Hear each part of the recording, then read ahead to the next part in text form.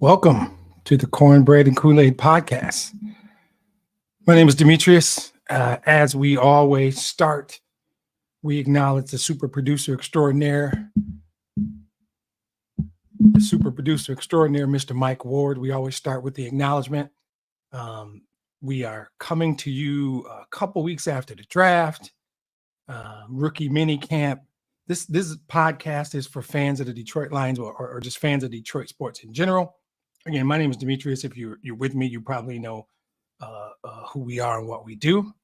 I wanted to take a chance just to kind of get back into it, start to get the podcast back from the hiatus. And we're really now starting to move into what the 2025 Detroit Lions are going to be about, right? So I think that we got the free agency behind us, the drafts behind us. We got a rookie camp. We have a better view, a better idea of what the 2025 team is going to look like. And we can start piecing together. We know who they're going to play. We don't know the exact order of the schedule. That's coming up. We have an understanding of the strengths and weaknesses of the team, right? So this feels like a good time to come and say, hey, let's talk a little bit about the draft, what the draft was about, how that went. Obviously, it was in Detroit, so I was down there all 3 days. We're a couple weeks out, though, so everyone's had their podcasts and their opinions about what the draft was like and how it was. I'll just give you my thoughts on it a little bit. And then the picks themselves, who they selected, how does it fit into what they're doing? What do the draft picks mean? Because I've always believed and had this thought of they tell you something by how they draft. And Brad Holmes is really good about standing up there and saying, it's one of the best football player, one of the best. And I believe him, by the way. I don't think he's misleading anyone. They want the best football players. I also believe that who they select and where they select them and how, and I'll get to that, tells you a little bit about what they think of their football team, what they think of the players they have now. And I think that's important. I also want to talk a little bit about the general, like going from that halftime of the NFC Championship game to where we are now. What does that mean for the 25 team, the general outlook going forward? And me being me, I might go a couple steps further, talk a little bit about the contracts that were signed and what does that mean, and take a peek at the schedule. We know who they're playing. They're probably going to get some primetime games. Talk a little bit about that, just the general of like how we feeling about it, right? So I had hoped to have some guests. I sent out some feelers, some invites. We might get a surprise left turn somewhere in here. If we don't, it's fine. It'll just be me, and I'm cool with that. I also think that as always, there's a comment section. You can, depending on how you're viewing this, you can toss me questions, comments, concerns, whatever you want to do, and I'm open. I'm always open to talking about it. So because this is more free flowing now, so I also will be taking sips, but it's just zero sugar soda. There's nothing mixed in it. Don't worry. But we are working with a bit of a voice issue, so we're gonna figure it out. So let's start first with just a little bit about the draft in general.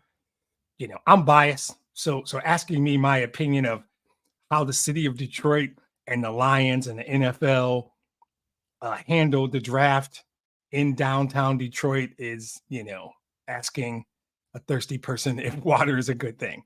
I thought it was fantastic because I was there every day, and I think that the layout was great. It wasn't tough to move in and around. If you were punctual, you got in. There came a point in all 3 days where they stopped letting people in. That is not a fault of the city or the team or the NFL. That is a statement about the turnout. And I think largely Lions fans, right?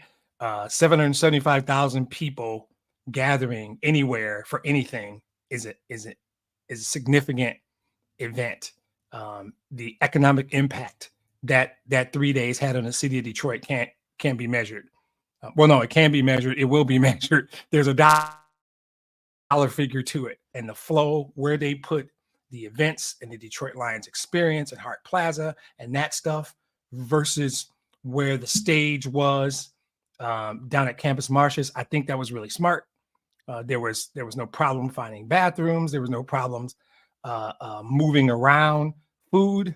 There would be people who might say finding food was difficult. It is what it is. It's almost 800,000 people. Where do you do it? So my general thought is that it was exceptional. The weather cooperated. I don't have a negative thing to say about that weekend. It was amazing. So for me, it was fantastic. I'm going to move right on to the picks because, if you were down there, it was awesome. If you weren't and you ask somebody, they're going to tell you it was awesome, whether they're a Lions fan or not. It is my favorite event. It was in my city, and it could not have gone better. It exceeded my expectations, and it was outstanding. So kudos to everybody involved with the draft.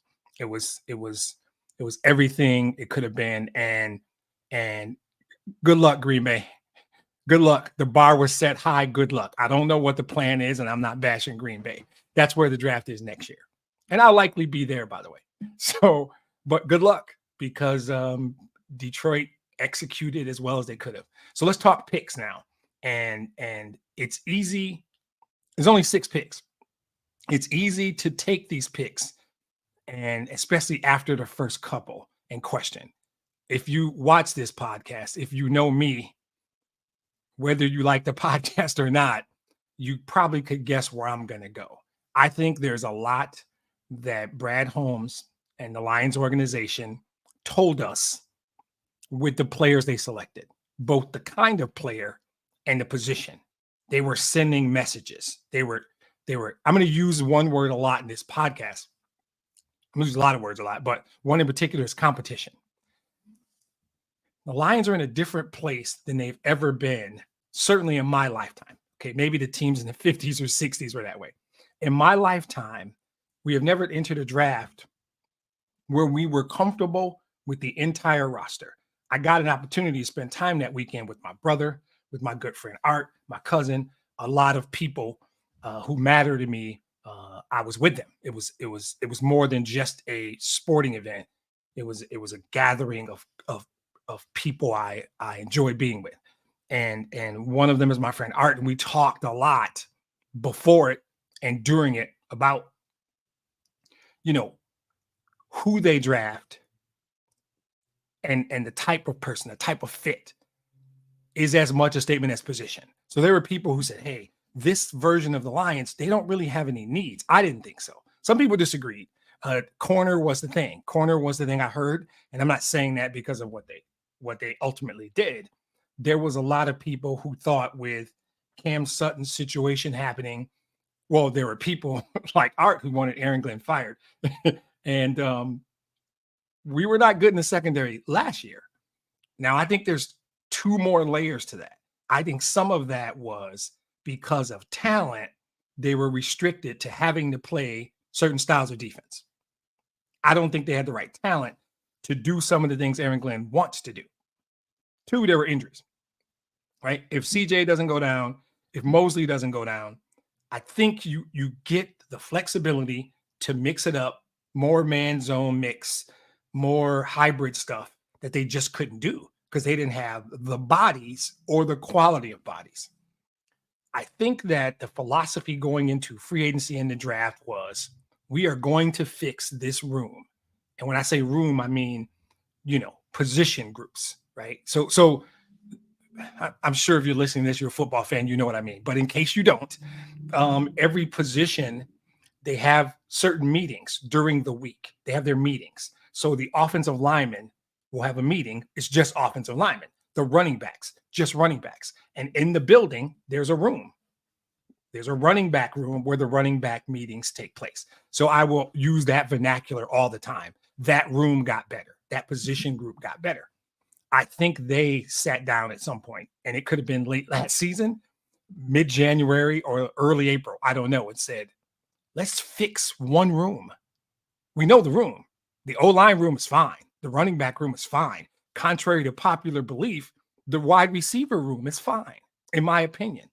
They said, we're going to fix the cornerback room. We're going to fix the defensive backfield, right? And so it was orchestrated. I think it was premeditated. I think they always intended to come out of free agency and the draft with an entirely new defensive backfield. The cornerback room is totally different. So right to the picks. The number one pick, which they moved up for. Move up is another thing. There's a trading up is a concept thing. They trade up when they say, before the day starts, here's 6 guys we'd love to have. And then Atlanta throws a wrench into the whole process, and you get 14 picks down, and the whole draft is offense. The first 14 picks are all offense. Now you're sitting in the room going, wait a minute, what? Now there are players pushed down to you, and they're defensive players, i.e., cornerbacks. Yeah, exactly. So, sorry, I will mention comments, especially when they're good or when there's this friend of mine, James, who just gave me his comments. I think that when you decide your weakness is one spot and you go into the draft and free agency and you fix your weakness, cool. So I think when they get to 18, 19, and they had these 6 or 7 defensive players high on their board, and because the first 14 picks were offense, guys got pushed down. They're sitting at 29, and they could say, let's just sit at 29 and see who falls. There's a philosophy where that makes sense. But there's another philosophy that says, we really like that dude, that guy. And on Thursday, the 25th of April, that guy was Terry Arnold. And they get to, Brad Holmes says they started making calls at 19 or 20. They knew the guy they wanted, and he's falling. So you could wait and pray and cross your fingers, or you can say, let's go get him. And that's what they did. I like the mentality. I like the player. I like the idea that, this guy fits your culture. Like, so fit, again, the word fit is super important because there are scheme fits. I think Carlton Davis is a scheme fit. He can play man. I think there are culture fits. For the Detroit teams, you see words like salty and grit and villain. They want dudes that love football and want to play hard and want to be a part of something. They have identified the kind of football player they think fits the Detroit Lions philosophy. Credit Chris Spielman with a lot of that, by the way. When they interview these guys and they talk to these guys and they look at their film, they go, that's a Lion. Heard Ray Agnew. I watched his press conference. Ray Agnew said, that guy's a Lion. When they agree, so when Brad Holmes feels that, I feel good about it. When Brad Holmes and Dan Campbell agree on that, I feel really good about it. So they saw Terry and Arnold as a guy, that's a Lion. And he's sliding. He's not even sliding. The draft just got a little tricky. And mocks don't mean anything. So using words like sliding or dropping, he's still on the board, factually speaking, 18, 19. And they're like, wait, that's a guy we identified as a Lion. All it's going to cost us is fill in the blank future draft pick. Let's go get that guy. And he fits what we think is our biggest need. I love the pick. I love the player. I love the move to go get him. Then the thing I loved even more was they came back at 61 and took another corner. And it's Rakestraw out of Missouri. 6 feet-ish, maybe 5'11", 190. Again, another guy I liked. A lot of people liked him. People had him late first in mocks, if you care about mocks. And I'm going to be honest, I don't. I think mocks are done by journalists and fans, but the Lions have a staff of guys who put together their board. I'll trust that group over guys like me or radio announcers who put together mocks. That stuff's all fun. But the fact that the Lions decided we already took a corner we love, we're going to go take another one, says A, we're going to fix the room. B, we really like Rakestraw because we already took a corner. We can go fill some other need, but we like Rakestraw so much, we're going to take another corner. So now that room has Carlton Davis, Amik Robinson, Terry and Arnold, Rakestraw, Mosley, and if you believe that flexibility, that scheme variation that they can do, which I do, makes them better, it does. If you believe, which I do, that better corner play helps your pass rush, then their pass rush is better. Before I even get to talking about that later, that defense is better. And Art probably still wants to fire Aaron Glenn, but the defense is going to be better. I just don't know how we get around acknowledging the improvements on the defense. And when you got the number 4 rated offense and you just improved a defense that was average to below average, your team got better. That's the point. So then we get into what I call development or specialists. And there are people who because they had to find something to complain about the draft. I think the Lions traded up on all their remaining picks. They were giving away later picks. So my philosophy on that is this. The dude is going to call the radio. No, the dude that already called the radio last week and said, I'm concerned that they gave up a 3rd round pick next year to move up to draft this project offensive lineman, 6'7", 354 offensive tackle, played in Canada. So you're going to hear all the competition isn't good in Canada, blah, blah, blah. And his name is Giovanni Manu. We're going to call him Gio going forward for ease. What they saw in Gio was a skill set, a build, a footwork, even against lesser competition that they believe they can develop. And it is important. The other word I'm going to say a lot is develop and developmental. Why? Because they're good. Because the Lions are really good. 22, 11, and 11, they're good. The guys they're drafting are for depth and development. That is a great place to be. I don't know how to act right now because I don't ever remember being in a place where the Lions are drafting to develop future guys. This is your future Taylor Decker. Maybe your future, or maybe they flop him to right and Sewell moves to left. They want this guy to be a future starting tackle. Vaki, the other 4th round pick, who they also traded up for, Swiss Army knife. They like that kind of dude. He played safety. He played running back. He played special teams. They're going to find a way to get that dude on the field. Sione Vaki will play this year. Mekhi Wingo, the linebacker out of LSU, character. He was a captain at LSU. He wore the number 18. That's a big deal at LSU. It means he's not just a good football player. He's a good dude. He's a leader. He's a lion, right? That's what they think. And Christian Mahogany, the big tackle out of Boston College, they may end up playing him at guard, by the way. I think, well, I don't know. And that's what they're going to do. They're going to see. But another developmental guy. So if you think about the 2 guys from last year, Owasika and Sorsdal, and these 2, Manu and Mahogany, you have the future of offensive line. Maybe. There's no guarantee that they're all going to pan out. In fact, 3 of them might not pan out. But if you get one out of there who can play on your team for 6 or 7 years, whether he plays guard at center or wherever he plays, it's worth it. If you're telling me you get a guy in the 6th round who plays 5 years in the league, your scouts are good. That's what that means. So that's your draft class. My overall feeling about the draft class is Arnold's a home run. Rakestraw is a really, really good football player and helps them make one specific room significantly better. I think Vaki will see playing time and the other 3 guys will have an opportunity to develop. And that's fine with me. I mean, I think that's where we are. That's where we are. And if you're the kind of guy who thinks they should be finding 10-year starters in the 4th round, then we just see the draft differently. I think the 1st and 2nd round picks will be significant contributors that'll help this team get to the Super Bowl. I think the 2 4ths and the 2 6 are pretty much development or specialists in the case of Vaki. That's the strategy when you're good. When you're a half away from the Super Bowl, that's how you build your roster now. You're looking for developmental players so that maybe you see something out of Manu where a year from now can't re-sign Decker. Well, it hurt. I like Decker. I'm a Taylor Decker guy. But if somebody else offers him a ridiculous amount of money, you got to make those kinds of decisions because there's still business here, right? And the reality is Frank could retire in a year. Zeitler's on a 1-year deal and he's 35. And Glasgow's on a 2-year deal, but I think he's 32. So I see developmental type guys that they're trying to find for the offensive line. I think you fixed your corner room. You took a weakness and made it a strength.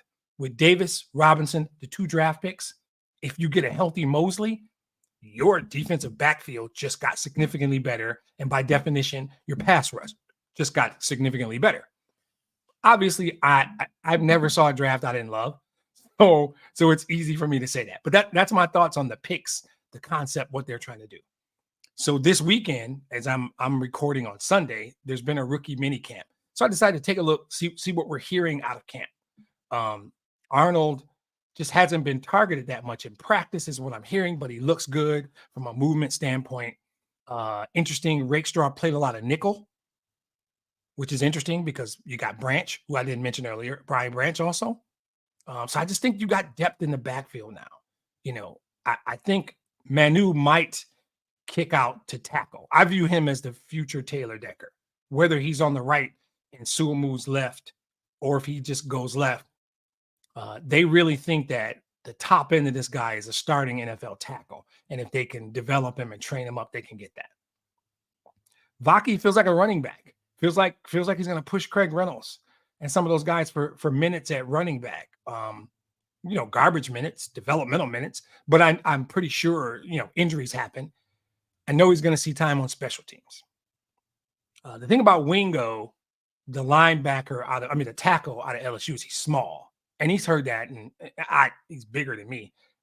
He's 6 feet, so he's not as tall as me, but he's 6 feet, 291. For a defensive tackle, that's kind of small, but you can see him in a rotation. And if you nailed it, and if you get his top side, are we having a conversation about Aleem McNeil next year? Right? That's the kind of thing. That's where we are right now that we have to think about. And like I said, the mahogany guy, I see him probably as a guard, a developmental guard. And if you do great, cool. He's Zeitler next year. He's Graham Glasgow in 2 years when Glasgow kicks over the center. It gives you flexibility, which is what all this really is about. And so undrafted free agents are at the minicamp. They signed a bunch of them. The one I'm hearing the most about is a wide receiver out of Illinois called Isaiah Williams. Small. I think short, I should say. 5'10", I want to say. 5'11", maybe 190.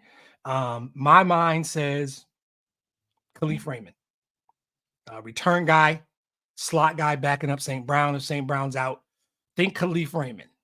And I don't know if you have room on your roster for 2 Khalif Raymonds, but I know you can keep the actual Khalif Raymond and put this kid on the practice squad, and he can be called up if Khalif Raymond goes down, or even if St. Brown goes down. But that's the guy I'm hearing the most noise about. There's a center out of Florida. His name escapes me. So James just throws me a basketball curveball. Did the draft lottery happen today, apparently? Oh, I'm sorry. Sounds like there's a Piston podcast coming up. Yeah, it threw me off track there. Okay, so the wide receiver out of Illinois is the undrafted free agent I'm hearing the most about, and his name is Isaiah Williams. So let's talk a little bit about in general. Like there's a break point sort of transition piece where you put the bow on 24. 24 is done, right? We're looking forward now. We're thinking about 25. In general, so we know who they're playing and stuff. But if I look at it overall, and I think I just talked a lot about solidifying the corner room, right? That's important for the 2 secondary reasons. I think there's a flexibility they did not have last year, and I'm talking about the ability to play man sometimes and zone other times, based on the team you're playing, based on where you're playing, based on whether you're facing a Justin Jefferson or not. Based on down and distance, right? If you are good enough to play man and you have a lockdown, and Carlton Davis showed up at his press conference and called himself a lockdown. If you have a lockdown, you can play Minnesota differently. If Carlton Davis can respectably deal with Justin Jefferson, I don't know another term. I have too much respect for Justin Jefferson to say anything silly.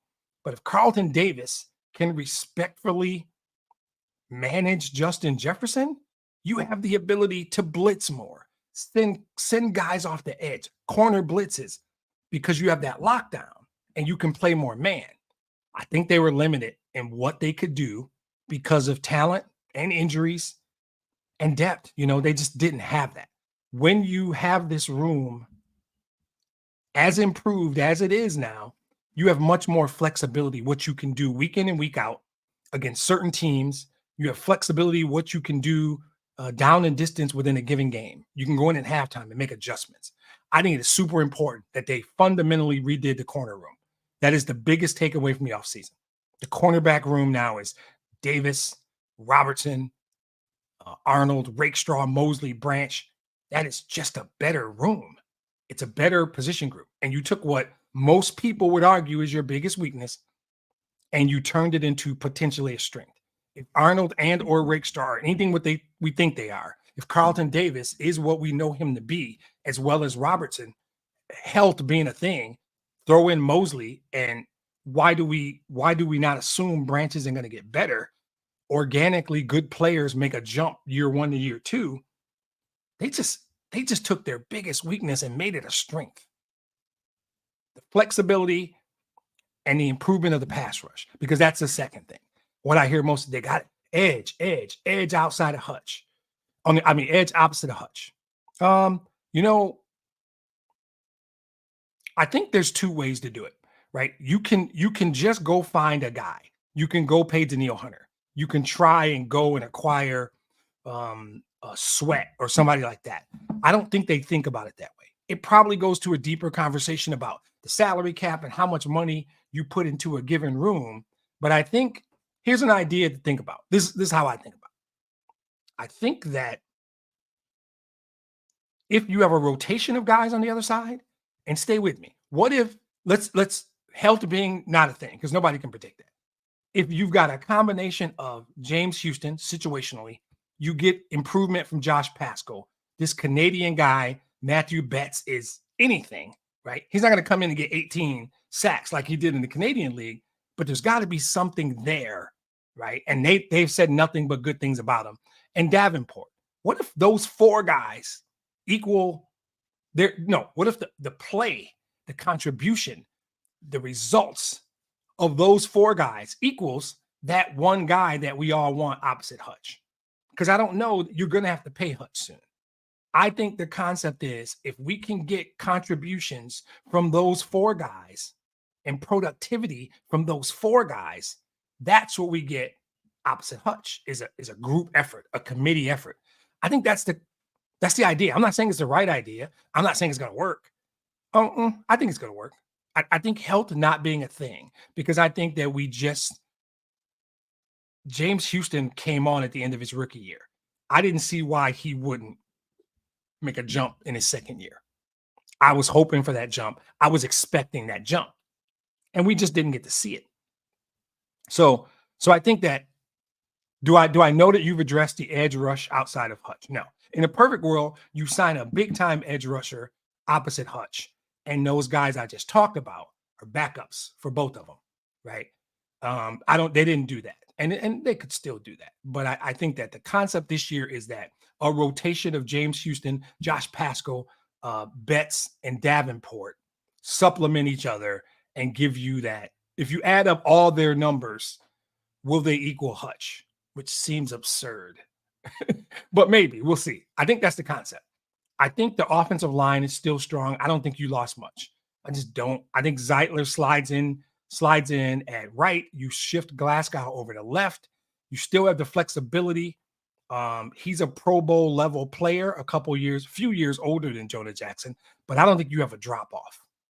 I think with Manu, I think with Mahogany, and Owasika and Sorsdahl, if you get 2 of those right, you seamlessly transition your offensive line in the next 3 or 4 years. And again, that's the idea.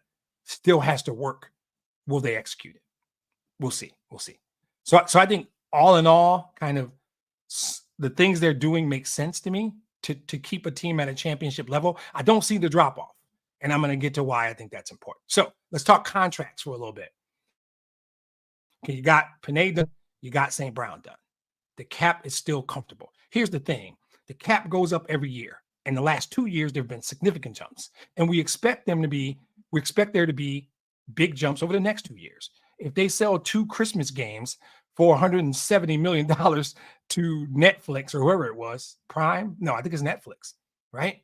That's just more money in that account, which the salary cap keeps going up. You got golf is the next one. Golf will get done before July training camp starts. I feel pretty certain, right? Goff will get done. And you know how I feel about Goff. And if you don't, there's your answer. There's your answer. So it's going to be 50-ish, 51. So for those of you who think you know what Goff should make and what a contract should be, cool, get ready. Get ready to be pissed off because he's going to get probably a 4-year extension, which will keep him under contract for 5. It's probably going to be 200 to 205 million. But the bulk of the money will be in the first 2-3 years, 2 years of the extension, which means that if you're somebody who thinks that Hendon Hooker is going to be a Hall of Fame quarterback, I don't know how you know that. But those of you that call into your favorite radio guy and use the words mobile quarterback, he played in a simple system at Tennessee. He's never set foot on the NFL, and I'm not anti Hendon Hooker. My statements about Hendon Hooker are about the mentality that a lot of Lions fans, a lot of them seem to have, which is, I'll take option B. Whatever you have, whatever it is, I'll take option B. What's in the box? And you just have a 29-year-old Pro Bowler playing his best football who just led you to within one half of the Super Bowl, and you want to talk about Hendon Hooker. I don't understand that mentality. The names don't matter. And just because the Goff jersey is behind me, I don't hate Hendon Hooker. I think we have data on what Jared Goff is and who it is. And there are just people in the world, people in life who always want whatever's in the other box. It doesn't matter what they have. It doesn't matter what they have. It is the possibility of that other thing that excites them more. I am on record about how I feel about mobile quarterbacks. Are they fun to watch? Is it cool on Madden? Show me all their Super Bowl rings. Don't tell me Patrick Mahomes is mobile. Patrick Mahomes can move. He's not a running quarterback. You want to talk Jalen Hurts and Lamar Jackson and the guys that we hear about. And people say, oh, Jared Goff can't move. Jared Goff, you know what he can move? He can move the football to St. Brown with his arm. That's what I want him doing. So I don't want to hear the mobile quarterback thing. He's going to get the extension. It might be 3 years, which has him under contract for the next 4, or it might be 4. But the guaranteed money will probably be in the first couple. So 2 years from now, they will have the flexibility. If somehow Hendon Hooker turns out to be Tom effing Brady or whatever, or somehow mobile quarterbacks start winning Super Bowls, because I looked at the data. You can go back to Steve Young, and I'll go, okay. But, oh, by the way, Steve Young was one of the smartest quarterbacks ever, and he had one of the best arms ever. So it's not just about being able to run. That's fun to watch, I guess. You know what Jared Goff's good at? Completing passes, winning games. That's all. He's a leader. Forget about the fact that he's great in community. Seems like a nice guy. Set that aside. He just wins games, leads his team, wins, throws the ball well, makes great decisions. That's all. That's all he's good at. So I knew it was going to turn into one of those. So just get ready for probably 4 years, 205, something like that. But they'll structure it in a way to keep them cap healthy because they are now. So next year we pay him what we pay him now, which is, I don't know, 30, 31, whatever it is. Next year the cap will go up. They'll have more room. They structure the contracts in a smart way because Brad Holmes is good at every part of his job, including trades and free agent signings, contrary to popular belief. Cap will go up. They'll be fine. Do I worry about Taylor Decker or Aleem McNeil? Sure. But if Broderick Martin steps up, will we worry about Aleem McNeil that much? I don't know. I like Aleem McNeil. I hope he gets signed. If Sorsdal or Owasika or one of these 2 draft picks are really good, am I going to sweat losing Taylor Decker? Probably not. Probably not. Because that's how you run this business when you're good. That's what it looks like when you're good. So I think the contracts, getting those other 2 out of the way, you got Sewell and St. Brown locked up. There's a comfort there. Goff's contract is harder because he's a quarterback and they're just trickier, but I think it'll be done before the season starts. And then we'll figure out Aleem McNeil and Taylor Decker later. And then next year we get to talk, I guess Hutch is who we start talking about then, right? Hutch and maybe a Derek Barnes or somebody like that. So I think the contract work this offseason flew under the radar, but it was really smart and really helpful to sustainable structure, right? All right, so time flies. Let's talk about the schedule, right? I'm going to do something when they release the actual schedule, maybe in a week or so. But right now, we know who they're playing, right? We know the 6 division games, home and away, 3-3. We know those. But the other home opponents are the Rams, the Seahawks, the Jaguars, the Titans, the Bills, and Tampa. So alert, massive cornbread and Kool-Aid moment. If you don't like that part where I just get silly with my optimism, you might want to stop watching. You might want to stop listening. I'll give you time to drop off. I'm okay if the number goes down right now. So I'm going to talk home and away, right? Well, no. So the other games, we'll just do the whole thing. The away games are Arizona, Houston, Indianapolis, Dallas, and San Francisco. That's a first place schedule, right? So first of all, I think we're gonna have a bunch of primetime games, right? Including Thanksgiving. They could have as many as 6. I think the maximum is 6. I think the Lions will get 5 plus Thanksgiving. I think Thanksgiving counts. My logic says 49ers at San Francisco, absolutely. Sunday night, Monday night, something special. I think Green Bay game, one of them, home or away, absolutely. I think the cool one's going to be Houston. At Houston. Houston was a surprise team.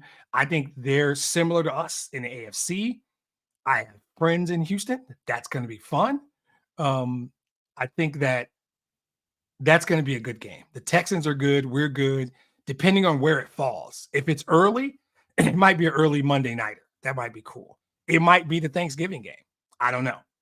I think that's a good candidate. Dallas, just because ESPN can't ever, good, bad, or ugly, not spend a ridiculous amount of time talking about Dallas. Dallas can do nothing, and ESPN will make a story about it.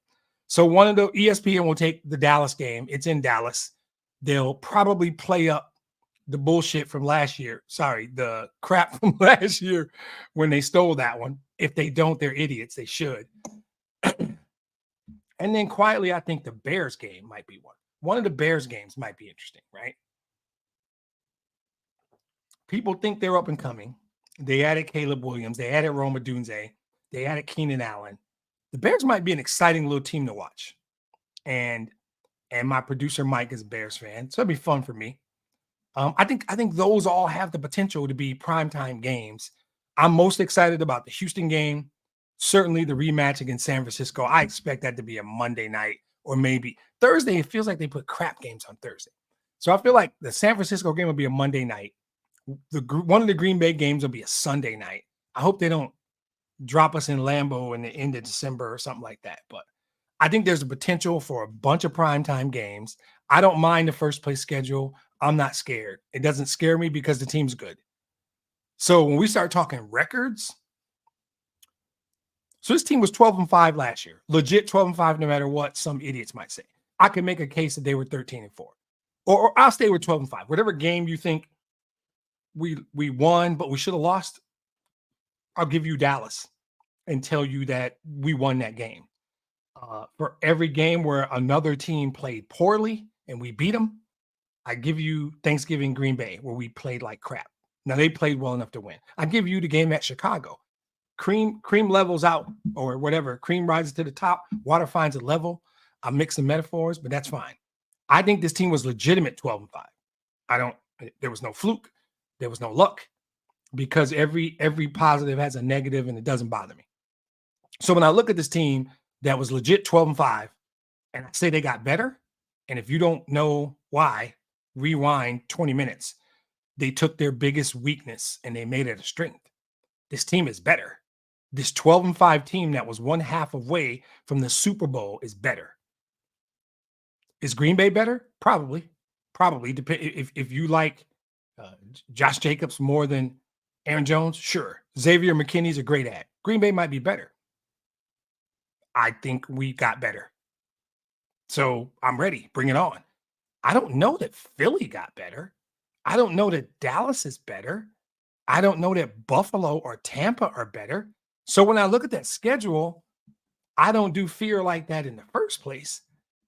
But if I'm real, so set the cornbread aside. I still see 12 wins. I might see 13 by the time we do the schedule because it depends on where they fall, where's the bye, um, um, road trips. That stuff does matter.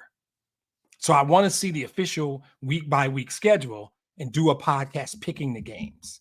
But as we talk about the teams, San Francisco is a good team. We didn't beat them. Green Bay's good. I just told you that. I love Houston. I love Houston. Those are games. Those are games. All of those should be watchable and in prime time. I see a world we could lose all three of those. Wouldn't bother me one bit. If they play well, those teams are good enough to play well and beat them. The home games, Buffalo, maybe. Maybe both Green Bay games are interesting games. So even if I gave you those, and I'm not even sure I want to do that. I don't think we're going to lose both games to Green Bay. I think we're as good as Green Bay. Right. And James just mentioned Houston got better. I love Houston. Houston was good last year and they got better. Houston is my dark horse AFC Super Bowl team, quite frankly. I really like what Houston did and their setup. They got their quarterback with 4 more years on his rookie money. Houston is set up to be good for the foreseeable. So that game is in Houston. I'm not gonna be stunned if they go down there, play well, and don't win. Because that's the key. Remember, I talked about it almost every podcast. I don't mind if they get beat. I hate when they lose, right?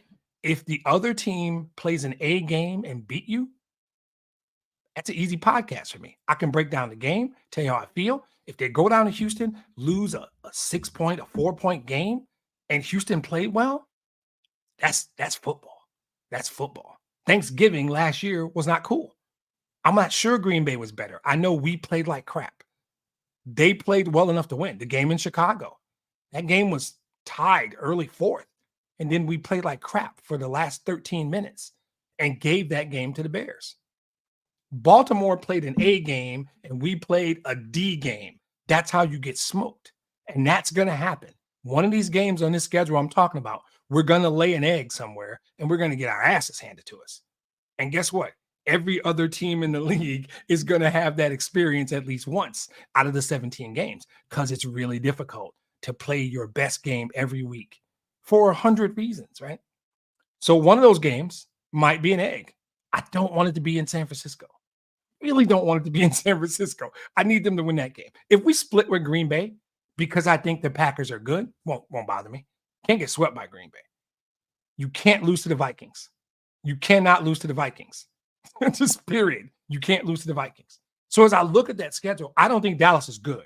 So there's a bunch of teams I'm not talking about. I just don't think they're good. I'll just go up the list and tell you. And they could even lose. I don't think Arizona's good. I don't think the Colts are good. I don't think the Titans are good. I don't think the Jaguars are that good. I don't think Seattle's that good. I don't think Tampa Bay's good. I think we're better than the Rams. Now the Rams are good, and that game's at home. We got to win that game. You always got to beat the Rams for one reason and one reason only. But they could easily lay an egg in one of those. They could somehow go to Indianapolis and lay an egg. Don't do it that's an away. Yeah, it's a away game. They could go to Indianapolis and lay an egg. You can't lose to the Rams at home. You can't lose to, for me, I need them to go 7-1 at home. And the only ones I'm willing to accept are Green Bay or Buffalo. I need them to go 7-1 at home. And you need to go 7-1 at home to get to 12-5. That's how you get a 12-5 or 13-4 record, is you handle your business at home. So when the schedule comes out, we're going to detail, pick scores. Art will probably join me. Kenny might join me. We'll do that.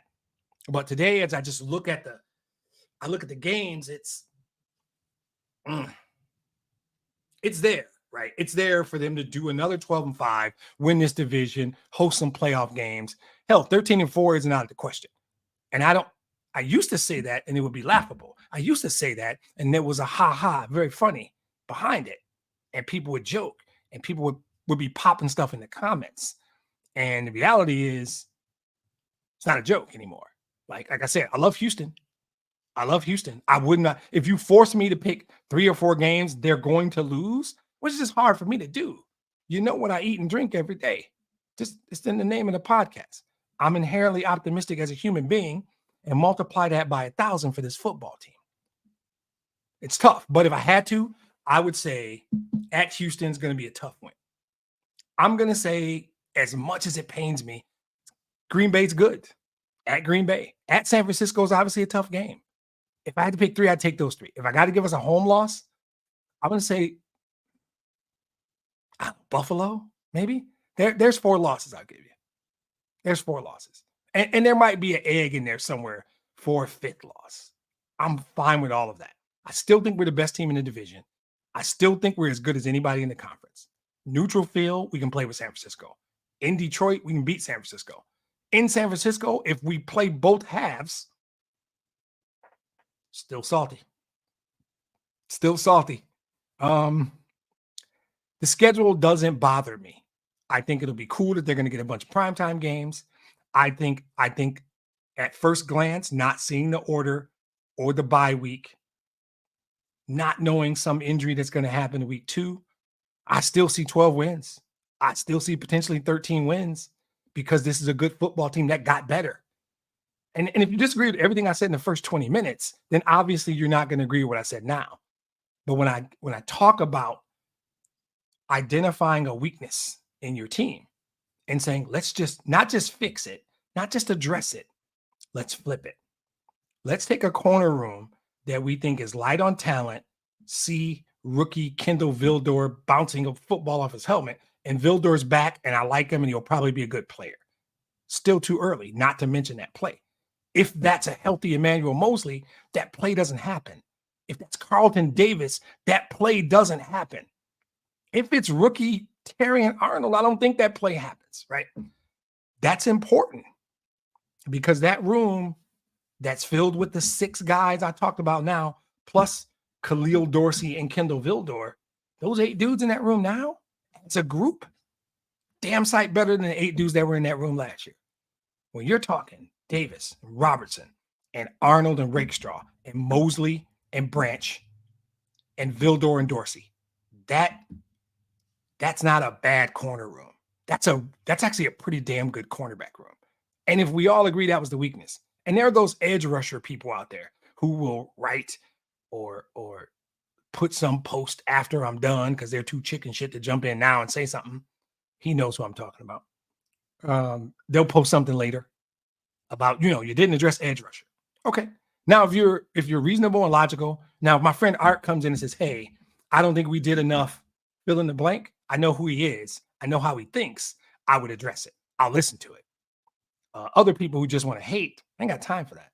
I don't. This football team's too good. This has every potential to be the year. Last year, we snuck up on some people. Not me, because I believe Art and I did a preseason pod where we predicted it. I'm not, nothing's going to surprise me. I actually believe that some of those tough wins last year are going to be easier. And Art won't text me in the middle of every game that he wants to fire Aaron Glenn. He will still do it in 4 to 5 games, but not every game. Not every game. So the overall of all of this is, I think it was predictably, right? Cornbread and Kool-Aid. I think it was a fantastic offseason. The draft was an amazing event, separate. The picks were brilliant. The combination of the picks and the free agent signings were brilliant. They flipped their weakest spot on the team and made it a probable strength, even with 2 rookies. They probably have a really good corner room now. I don't think there's fall off on the offensive line. I think that committee at right defensive end, Houston, Pascal, Betts, Davenport, and quietly DJ Reader next to Aleem McNeil. I didn't mention DJ Reader. DJ Reader next to Aleem McNeil makes a very good rush defense better, which puts teams in passing situations more, and they're more predictable. And now that your corners are better, you have flexibility on how you can play on the back end. I think you're going to have a better pass rush. I like everything they did. I barely mentioned the offensive side of the ball. I guess I could do a couple minutes on the concept of we need another receiver. I don't get it. I don't understand it. I just don't. I'll just do 2 seconds. My philosophy is simple. People are sweating the loss of Josh Reynolds. Donovan Peoples-Jones joined the team mid-year.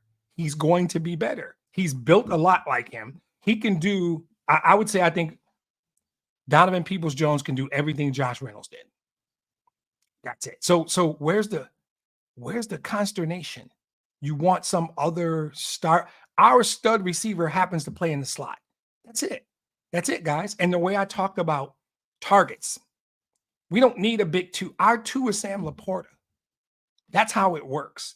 The most targets. Let's just go quickly. Target distribution. Whatever the number is you're comfortable with, I'm fine. The most targets better go to 14. We all agree, right? 14 gets the most targets. Behind him, it's not so it's not wide receiver 1, wide receiver 2, wide receiver 3. Forget that logic. The Lions don't work that way. Stop thinking like that. Think about targets. Receiver 1, receiver 2, receiver 3, down to 5. And if you do it, R1 is 14. It's going to be St. Brown as long as he's a Lion. R2 is Sam Laporta. Why? Because he's a top 3 tight end in the league. And that's what we do. That's how our offense is built. R3 might be J-Mo. Is he wide receiver 2? Yep. He might not. R3 might be Jahmyr Gibbs. What if Jahmyr Gibbs is your R3 and J-Mo's your R4? And then Donovan Peoples-Jones is actually R5, and you got Khalif Raymond as R6. And then does it matter? Once you get to a certain point, does it really matter? Because to me, if 80%, and in my job, I use this concept all the time, many other people do, the Pareto principle, 80% of your target should go to the 4 guys we just talked about. St. Brown, Laporta, Gibbs, J-Mo. If at the end of the year, that number is between 75 and 80, those guys versus everybody else, we're winning 13 football games and we're going to be competing for a Super Bowl. That's all that matters. So stop trying to find something to be upset. We don't have a 5th receiver because whoever you want, heard some guy, go sign Odell Beckham. I'll sign 2019 Odell Beckham. I don't want any part of 2024 Odell Beckham. Stop jumping at names and making bad decisions based on old stats. The way the offense is built, 14's your R1, Laporta's your R2. Gibbs and J-Mo are 3 and 4 in some order. And if J-Mo gets 40 targets, 25 of them will be top off the defense targets. And if he catches 7 of them, probably points or they lead to points. That's what J-Mo is. Donovan Peoples-Jones will probably catch 30 passes for 500, 600 yards, couple touchdowns. He will do exactly what Josh Reynolds did. I'm not really interested in a wide receiver conversation. I don't think there's a need. I don't think there's a weakness. I don't think there's a drop-off. Now, any position can have a drop-off because of injury, right?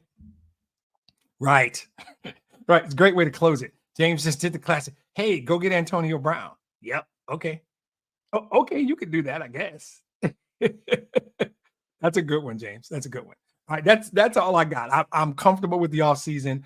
I'm happy where they are going into the next season, which we're starting to look at. And by the way, there's still free agents out there. They still got money. And I would say take care of Goff first. If you can take care of McNeil or Decker, wouldn't hurt my feelings. I think there's a lot of football still left in Taylor Decker. And if you've got a way to even get him to a hometown 2-year extension, cool. More time for those other guys to develop. I think I heard him say he's as healthy as he's been in a while. So I don't think there's a lot that we need to worry about. I'm gonna cook silver cornbread this year and just big ass pitchers of blue Kool-Aid, and I'm gonna start eating it on the air. No, I'm kidding. I am gonna start incorporating more people. Looking to hook up with Richard Lane again because I think the first time it was awesome, and that's just a good dude, and I could just chit chat with him about his dad or about the current team or whatever. So look for another one with Richard Lane coming up, and oh, so James just reminded me of something I forgot to mention. Think about this team and the culture, subtle little things that they do to talk about the culture. And in the draft room, I think it was the second day, might have been the Saturday, Friday or Saturday, everybody in the war room, including Sheila, were wearing the new black jerseys, Dan Campbell's number 80, 89, I want to say. Everybody in the or sweatshirts or something. That group of people that run this organization now, they're aligned. They're on the same page. And my real job right now, I'm working for a company that for the last 6 months has been in flux. And alignment, as it's coming along. I'm not complaining. You start to see the alignment. I'm starting to see the alignment. It's a beautiful thing. This organization is as aligned as it's ever been, and they're as talented as they've ever been. This might be fun. This next year might be fun. So appreciate you listening.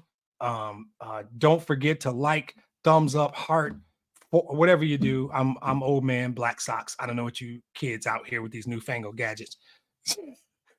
I'm kidding. Like it, thumbs up, repost, retweet, whatever you do if you liked it. You know what? Do it even if you didn't like it. so it all helps, and I appreciate it. And until next time, everybody be safe. Have a good one. Enjoy this little break, because before we know it, camp will be open and we'll be back doing this on a much more frequent basis. But the schedule is dropping, I think, this week. So look for something in about a week or so where we're going through every game and predicting. And I might bring James on if he wants to get on. Anybody, I'm taking open. If you want to get on, send me a note, because I want to hear other people's opinions other than mine. Because I'll have them 16-1. I'll have them 16-1. So somebody help me. I need help. All right, everybody. Take care. Be safe. And we'll talk to you soon.